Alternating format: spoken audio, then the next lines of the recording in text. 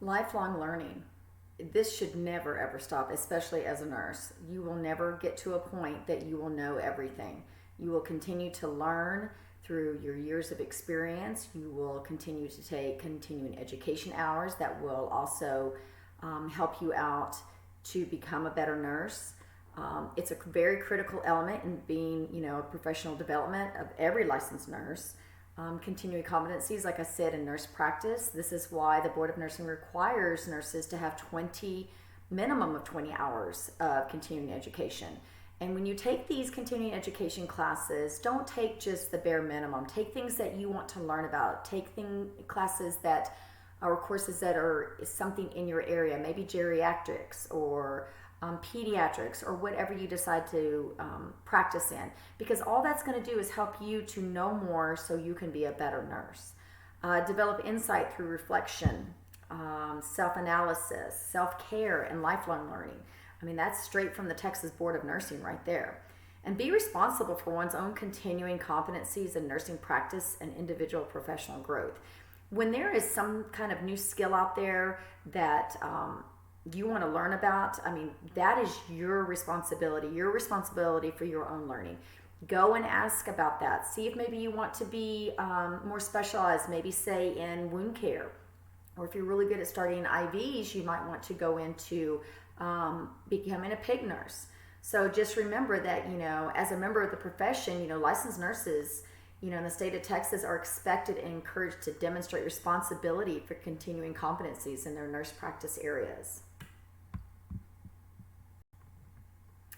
The next slide is talking about diversity in educational program.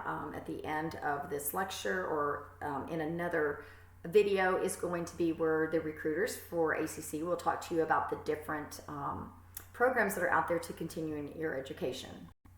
I highly, highly recommend that you go back to school. Unless you're going to be an LVN for about 5 years and then maybe retire, just think about this. The more education that you have, the more job openings that are out there for you and the better pay.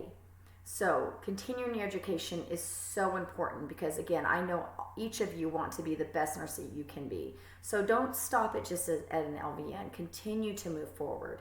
Have some short-term and some long-term goals for you. Maybe a short-term goal is to, by the end of 2022, that you will have all your prereqs done so you can go ahead and go into the RN program or maybe a BSN program. And maybe your long-term goal for that time is just to at least maybe get your associate's degree. So be realistic with your goals, your short and your long-term goals, just like you do with your patients. When you do decide to go back to school, you want to make sure that you are choosing a nursing program that is accredited, okay? So make sure you do your homework. There's a lot of programs that have been out there I've seen in the past that said, oh, well, you can start tomorrow and you can go straight through. There's no prereqs, no nothing. And then you find out that this program is going to cost you, say, $50,000 just for it to become an LVN. So be realistic, just because something looks too good to be true, it could be. So do your homework when you look to find another school, or if you choose not to go to ACC, that you want to continue your education. And it's very important. You didn't work this hard just to get into another program that is not going to benefit you. Here I have provided you a link that has approved nursing educational programs in Texas. This is really beneficial. It'll give you anywhere in the state of Texas that you are thinking about maybe going back to continue or further your education. This concludes the end of this PowerPoint. If you have any questions, please email your faculty.